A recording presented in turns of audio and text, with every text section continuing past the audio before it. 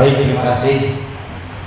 Dan saya hormati saudara saya, teman saya, juga senior saya Pak Nurwakid.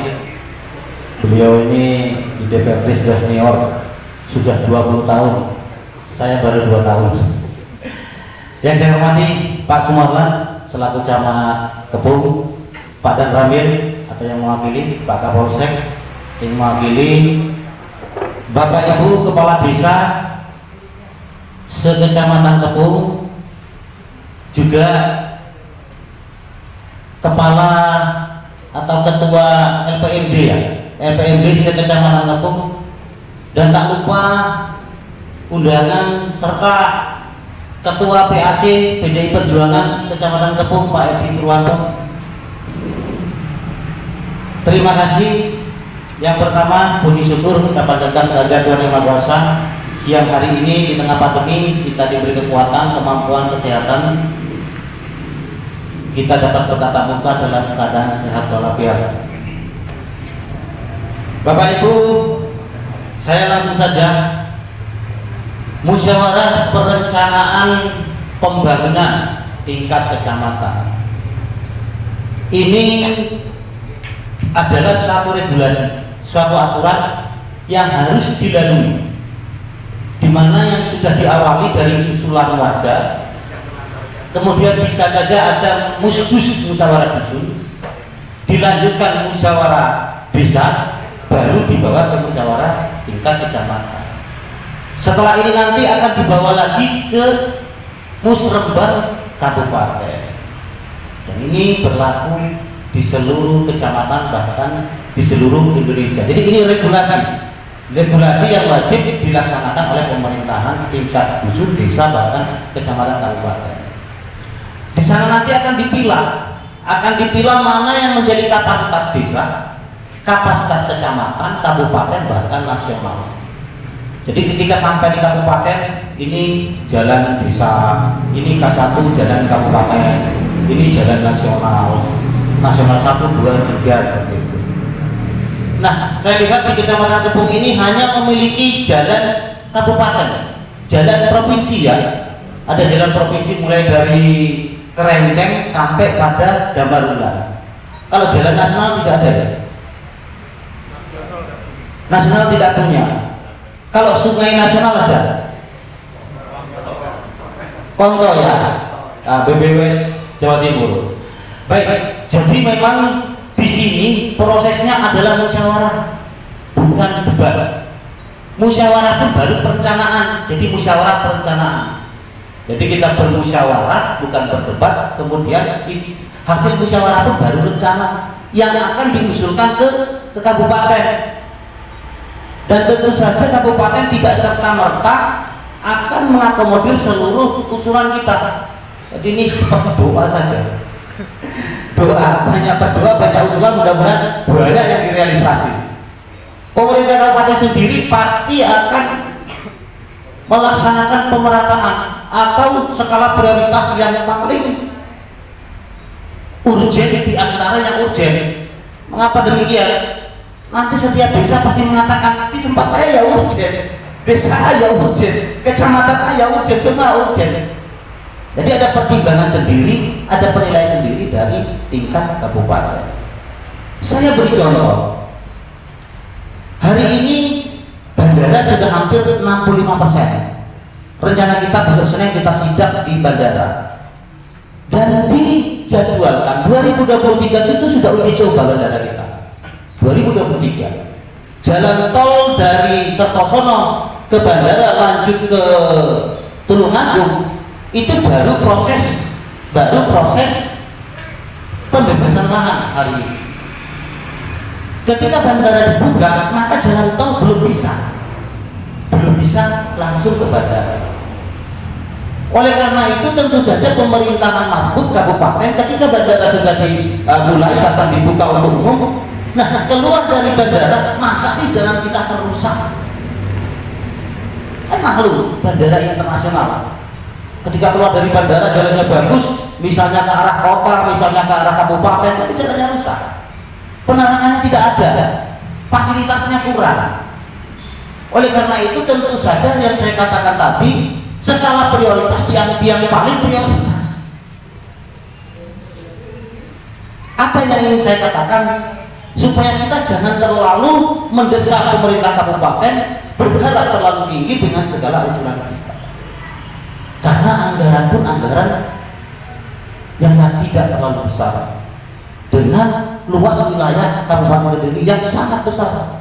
Kita nomor 5 se-Jawa Timur, penduduk kita pun nomor 5 se-Jawa Timur setelah Jember. APBD kita meskipun lumayan, PAD kita masih belum maksimal. Bapak Ibu, ke depan memang pembangunan akan terus diupayakan, tetapi di masa pandemi ini semua menjadi terbatas. Saya malah kasihan dengan kepala desa ini. Ini jumlah pelaksanaan dana desa bahkan kira-kira tinggal 12-15% yang bisa dikelola oleh desa. Jadi corodek janji ingin bikin jalan atau menembus jalan, habis harapannya. Jumlah jadinya sudah jelas 40% untuk hibah BLT Covid, 20% ketahanan pangan dan lain sebagainya. Yang dikelola desa, kepala desa hanya sekitar 10-15% dari janji-janjinya kepada masyarakat. Tidak terasa sebentar lagi PKDes. Aduh. Baru ya, 23 Pak ya, 223.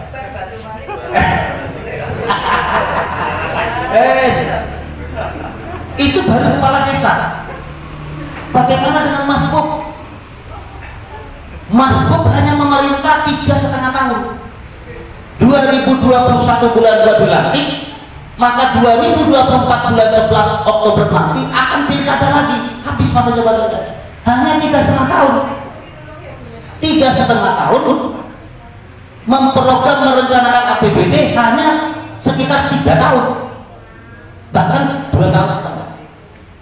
Dan selama pemerintahannya sampai hari ini masih Covid, apa yang bisa dilakukan? Coba kira-kira periode ini yo rada apes ya. Tapi yang enggak kepala desa tuh enggak Mas Bukto, anggota dewan pun demikian. Seperti itu. Apa yang ingin saya katakan lagi? Semua kita di semua lini hari ini prihatin. Kita harus bersabar. Kita harus berjuang dan keluar dari permasalahan pandemi. Caranya bagaimana? Mengikuti protokol kesehatan, vaksinasi segera digenjot sehingga pandemi ini menjadi endemi. Itu yang diharapkan. Dan seperti yang terjadi di Inggris, tidak perlu pakai masker lagi. Jadi masker itu sudah bebas di Inggris. Tidak ada COVID diangkat angin lalu.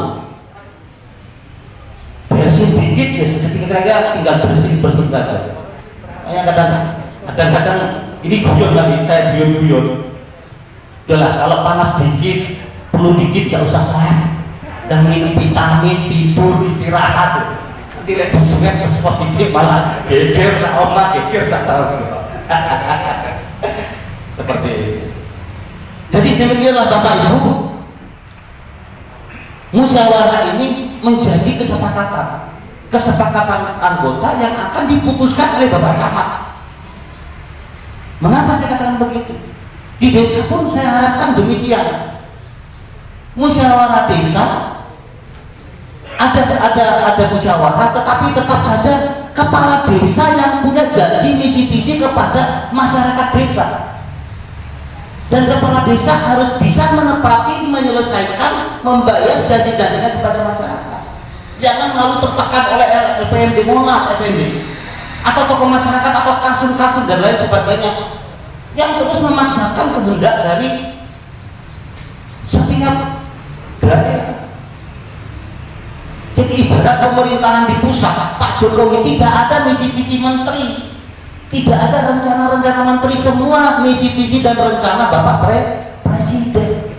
Meskipun Pak Prabowo dulu punya misi visi, punya janji sendiri, dan ketika menjadi menteri tidak bisa misi visi yang digunakan. Supaya apa? Supaya satu koridor, satu petunjuk, satu instruksi, satu perintah. Dan nanti baru dilihat mau dibawa kemana nih oleh kepala desa arah pembangunan ini, duit dibawa kemana nih, diapain ini. Nah itu yang menilai masyarakat sehingga fair, nggak fair. Terutama saya khawatir mungkin tidak di sini, di daerah lain kepala desanya baru dan kemudian istilahnya gimana ya, tidak begitu keras dan segala macam, mau ngecek balai desa saja sampai masa akhir jabatannya janjinya tidak bisa, wes diisi seperti ini. Jadi mari kita lihat komposisi kita. Kepala desa jangan khawatir, jangan takut. Saya merencanakan bangunan anak-anak, boleh. Penanggung jawab dana desa ADD kan kepala desa, bukan kasum, bukan sekdes. Penanggung jawab APBD pemerintah Kabupaten Kediri kan Mas Bupati. Demikian dengan presiden. Seperti itu. Bapak Ibu, saya bahkan berharap musrembang desa itu sebenarnya ada baiknya, ini usulan, itu justru mengundang anggota DPRD yang ada di dapilnya. Kami ada 6 di dapil 3, ada Pak Nur Wahid, ada saya, ada Pak Anan, ada Mbak Ani, ada Pak Sumaya, ada Darminto. Undang saja itu kalau musrembang des, tidak apa-apa, hadirkan semua. Bahkan kalau musrembang seperti ini, undang saja ke 6 orang. Mengapa? Kami punya peranan untuk membangun. Kami bukan hanya saja mengawasi. Kalau hari ini kami punya pokir, kami bisa melihat mana skala yang paling penting. Kami punya pokir yang bisa kami berikan, kami bantukan kepada desa, kelompok masyarakat, atau kepada program-program lain. Bisa, baik itu melalui secara program maupun secara pendanaan melalui BKK, bantuan keuangan desa. Bisa. Kami juga mungkin bisa mengawal beberapa program yang sangat dibutuhkan oleh desa itu apa. Seperti itu. Jadi pemerintahan desa jangan menjauh, jangan sungkan-sungkan dengan kami. Kami butuh panjenengan, jangan butuh kami. Harusnya demikian. Kalau satu anggota dewan punya 1M 1 tahun, 6 dewan 6M, royok itu diroyok, diambil, diminta, dirayu. Untuk apa? Untuk masyarakat, untuk desa. Sama dengan saya ketika saya meroyok, meminta, bahkan merengek-rengek ke anggota DPR ini, Bu, minta dong programnya bawa ke dapil saya butuh, warga saya sangat membutuhkan. Saya minta, saya royok demi apa? Demi masyarakat. Program apa saja yang ada, jangan infrastruktur, bantuan kepada kader posyandu pun saya royok, saya beri. Tidak apa toh, ini kecil, tidak apa, bawa sini takjub nih untuk masyarakat desa.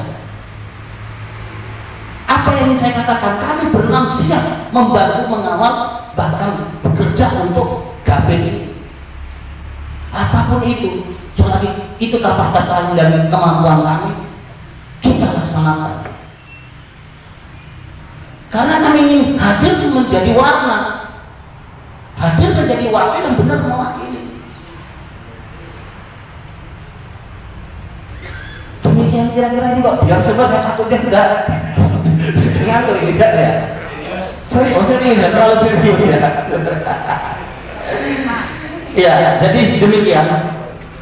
Tahun 2022 sampai 2023 memang informasinya masih banyak fokus di Kulon Betawi karena memang itu sangat dibutuhkan. Bahkan Mas Buk merencanakan membangun 2 rumah sakit baru 2022-2023. Yang pertama di Ngadiluwe dan yang kedua nanti di Barat Sungai.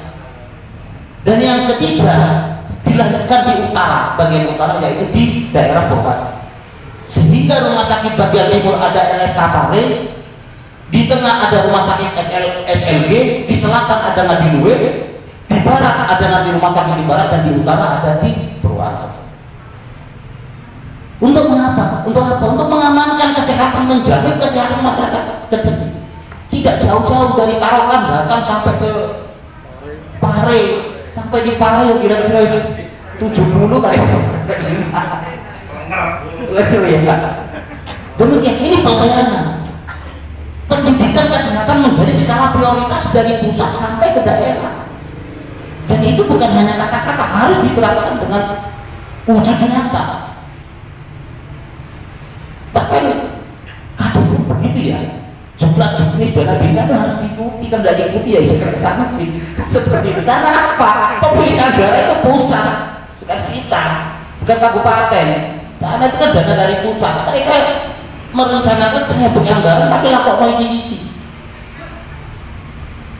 Lendak nanti jadi sakarepnya tidak bisa juga, kecuali hasil sendiri PAD seperti itu. Baik Bapak Ibu, saya tidak panjang lebar karena sudah panjang dan sudah lebar, saya akhiri saja. Ini hari Jumat, nanti terlalu lama, masih banyak yang lain. Demikian saya rasa, saya berharap proses musrembang CAM ini bisa berjalan dengan baik dan menghasilkan suatu kesepakatan yang akan didorong, diperjuangkan ke kabupaten. Nanti hasilnya Pak Camat ada 3 poin, mungkin di bidang infrastruktur, sosial budaya dan ekonomi. Jangan terlalu berharap dan bergantung kepada infrastruktur saja. Jadi tembus juga sosial budaya. Sosial budaya seperti apa? Ekonomi apa? Sama. Jadi kalau tidak dapat infrastruktur tapi budak ekonominya yang ditarik ke kecamatan tertentu. Di mana yang dapat seperti itu? Selamat berproses. Semoga nanti ini mendapatkan hasil yang baik, dan kami selaku anggota DPRD dari Dapil 3 ini siap mengawal. Jadi kalau hasilnya nanti boleh disampaikan kepada kami supaya kami tahu mana yang menjadi skala prioritas dari kecamatan ini yang akan kita kawal di kabupaten. Nanti, oh ya, dari Bapak Dah, tolong disampaikan kondisi seperti ini tidak hanya tulisannya. Jadi tidak hanya tulisannya disebutkan, tapi ditambah secara lisan. Bapak Dah, Selahuddin ada titipan, tolong ketum diperhatikan.